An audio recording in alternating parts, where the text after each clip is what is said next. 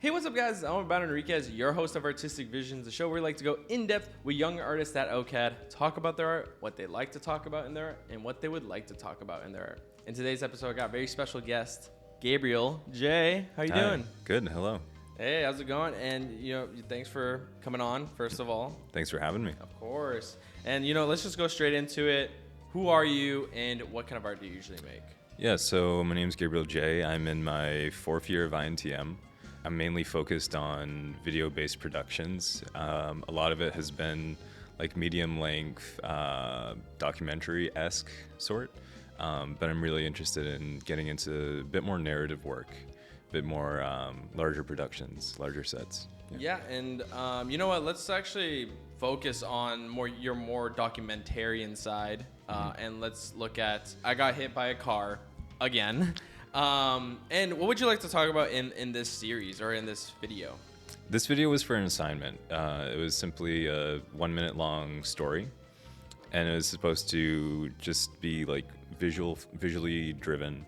So I wanted to try and I was inspired by two things. I was inspired by the home video montage that's in Raging Bull, and also the inserts of like photos and stuff that they do in The Bear, the TV series. So I wanted to try my hand at that and see how that would influence the rest of the piece. I filmed it within about 1 or 2 afternoons, and I got it edited together for the class. Yeah, and I just want to say, I didn't even catch the Raging Bull and Bear references, but now I get what you're saying, because when I saw this piece at first, because I know you talked to me about being hit by a car, or being even I think you told me about being hit by a streetcar. Mm-hmm. Like you told me that it just happened. Or I guess I sort of hit the streetcar. Oh, okay. Well, either way, something got hit. Legal disclaimer. Everything you've just heard is fictional. For legal reasons, this is all a joke. But when I was viewing this video, I put it in perspective, like what you had gone through, because you don't really think about, because obviously when you look at you now, mm-hmm. I don't see a bicycle accident or like a streetcar accident or a car accident that happened. I see someone who's just living and still mm-hmm. going on their day. And so when you put it in perspective and start talking about and frame it in a phone call, mm-hmm. that was what I found really interesting. You framed it in a phone call, and you were talking about your past experiences, but in a way where it was like, no, it's fine.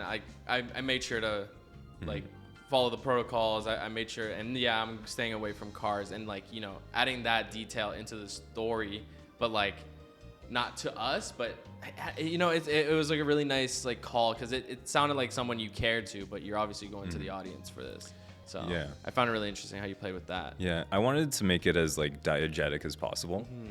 At first I was thinking of doing like narration, but it seemed to take all of the focus out of what you see as the visuals, and just like be focused on like what you're hearing as narration. And I think, I just wanted to kind of like play it off kind of casual, because in a lot of ways it is kind of casual. Like if you're in a bike accident, people just look at it as like, oh, that's so silly. That's so funny that you did that. And just the entire approach to it is just so different from like a car accident, mm-hmm. or like any sort of like vehicle accident like that. Just the tone that people approach it with and talk about it with.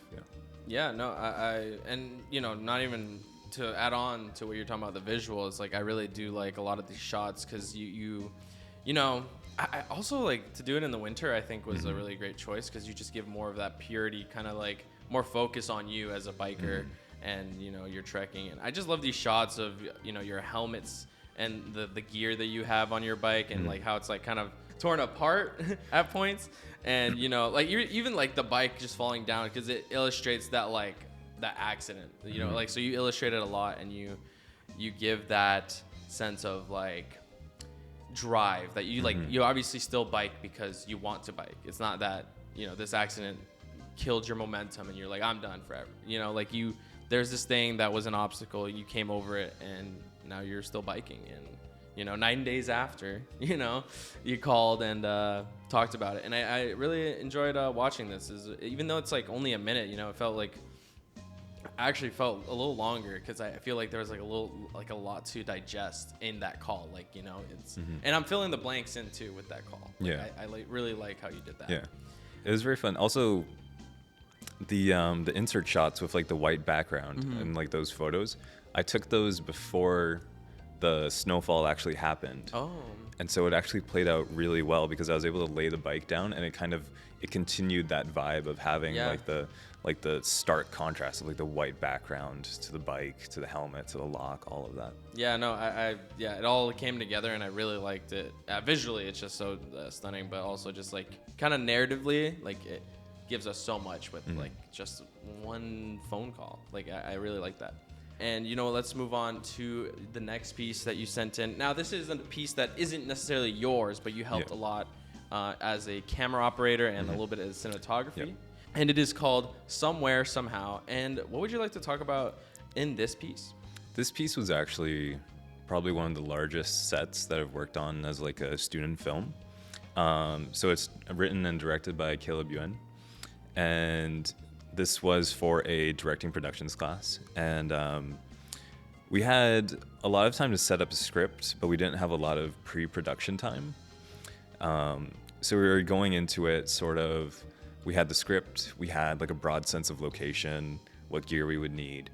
And from there, the entire process just felt very natural, calm, but also very chaotic all at once. A lot of it was just a lot of collaboration between everyone to like get on the same page and kind of find like a harmony of working together. Yeah, we were working in -12 cold. Oof. And then pouring rain the next day. That was last semester, wasn't it? Yeah, this was last semester. It was a 2-day shoot.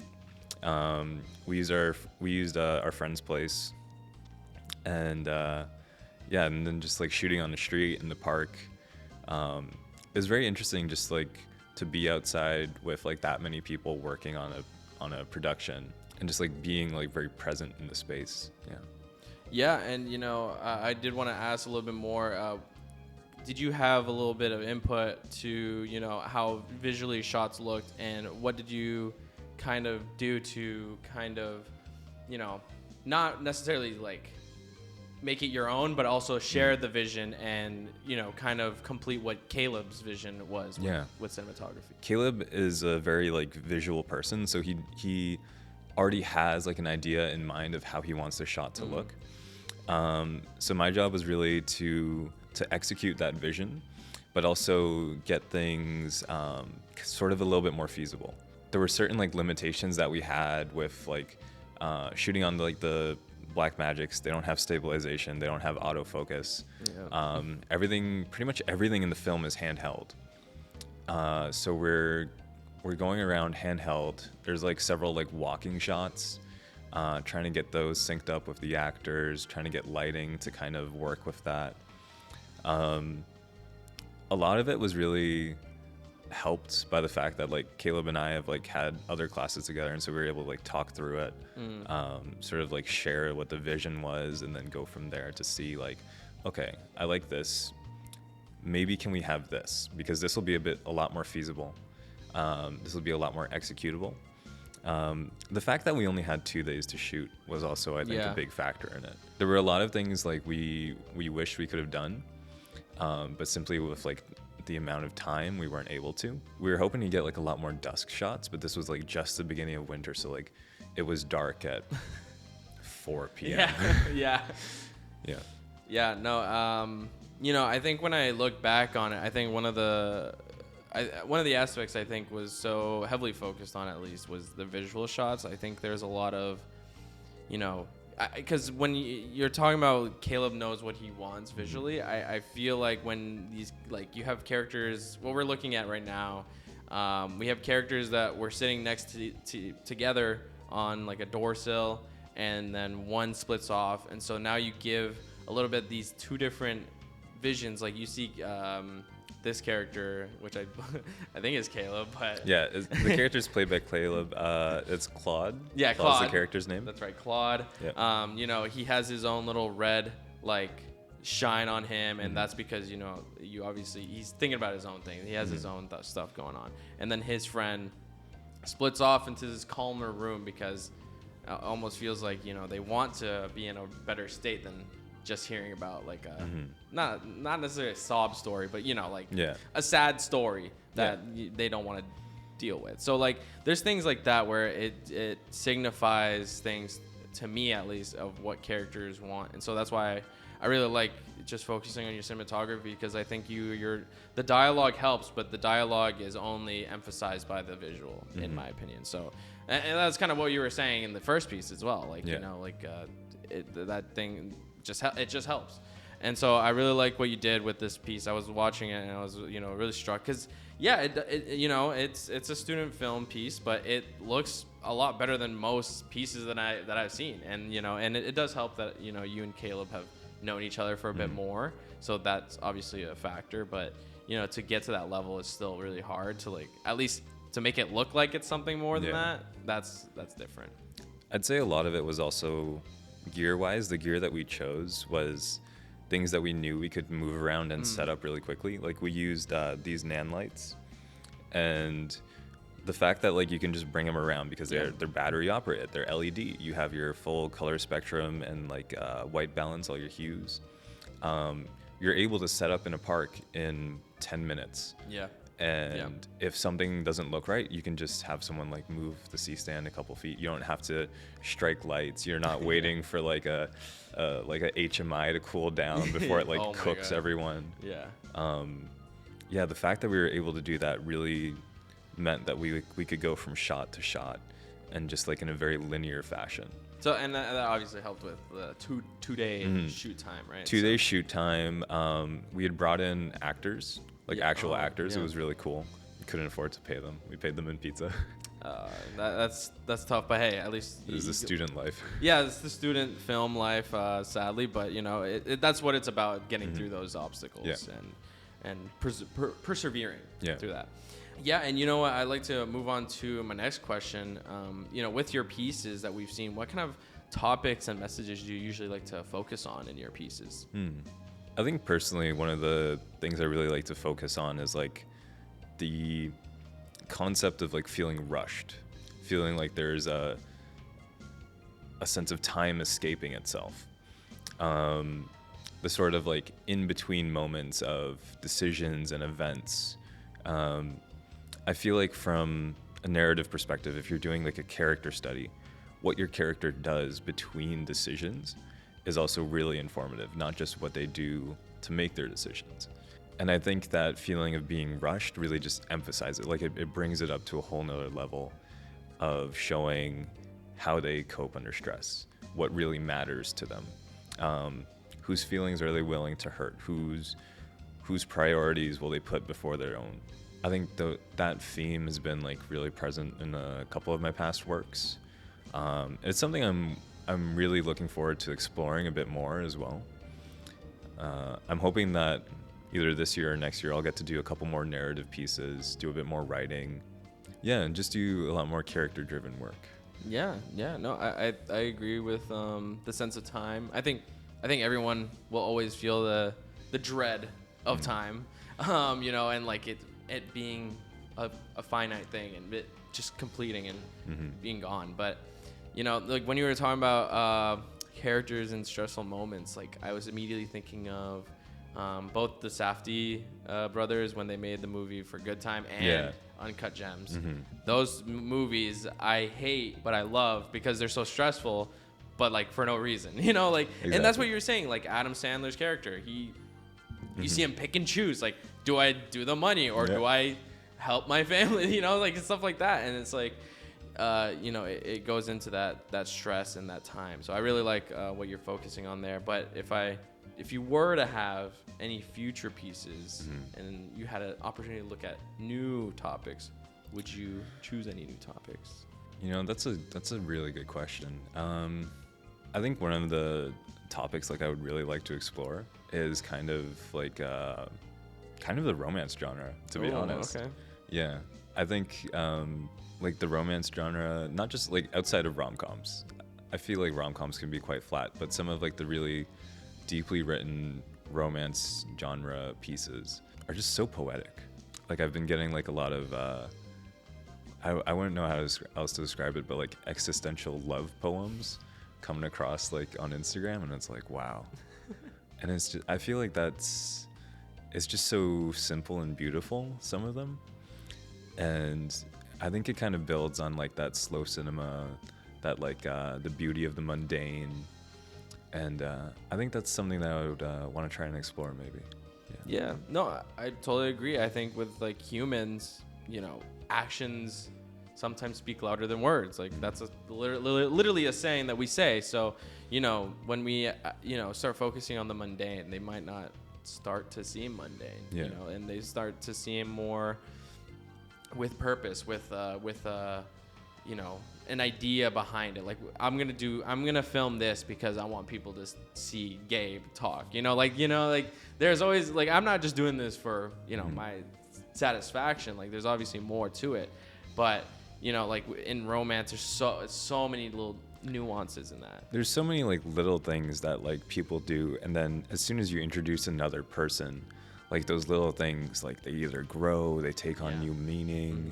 Just the way that like from a chemistry perspective, how people sort of change each other. Yeah. I got like really deep at one second. It's like super baritone. You're about to cry right now. It's so sad. Yeah, you're good. You're good.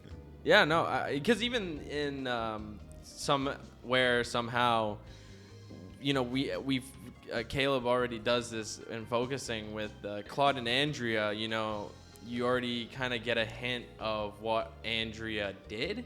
Mm-hmm. And then, when we go in deeper into it, we're still not given the whole story of like what she, like action for action did, but through explanation, being like, well, that hurt, like what you did that day, like it obviously, so it gives more of an like insight, like, and it's things where it's like not visiting my family, like stuff like that can hurt a person, and like, even though it might not seem as important to the other person, it's still like, so there's always like these little meticulous things, not necessarily meticulous, but like little things that, you don't really realize that could actually hurt someone. Yeah. And it does. So. It's small actions that just like over time unfold and like cascade into like this big thing.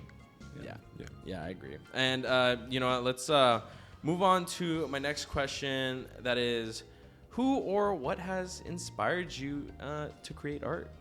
I don't know. Like if we go way back, what really drew me into like film was Star Wars. Oh. Yeah, I don't even the prequels or the original trilogy. We don't talk about the sequels.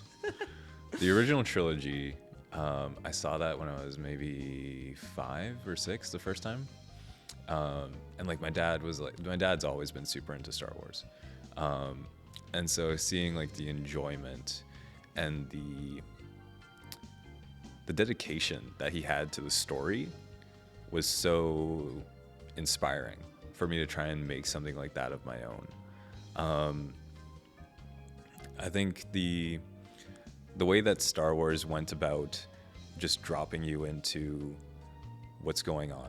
There's no let's pause, explain this all, give you the context of every single thing that happens in this universe. It's simply, this is what's going on, catch up, and follow along. Yeah. And I think that also inspired me from a storytelling perspective. A lot of my early like storytelling work, whether it be like just textual or like film, was very like, okay, I need to explain what's going on here. I need to go into the background of this. But like learning from Star Wars, learning from like a bunch of films that really just drop you into the middle of what's going on. And they trust you as an audience member to follow along, be dedicated to what's happening on screen, what's happening in the story, to sort of like entrance yourself in that little world they've created for you for 2 hours. I think it's really hard to get out of that mindset of like, let me just explain this because maybe you don't know about it, but like, once you start trusting the audience, because the audience come out to see your thing for what you're talking about. So if you're talking about that topic, it should be trusted. I agree with that. And You know what? I think I'm gonna move on to my last question of the interview. Sadly, how has OCAD helped you with your art? I think some of my best pieces have kind of come out of like the adversity of classes. Certain classes were just not able to provide sort of what I needed as far as like tutelage is concerned or resources. You know, like somehow came out of like a very chaotic semester.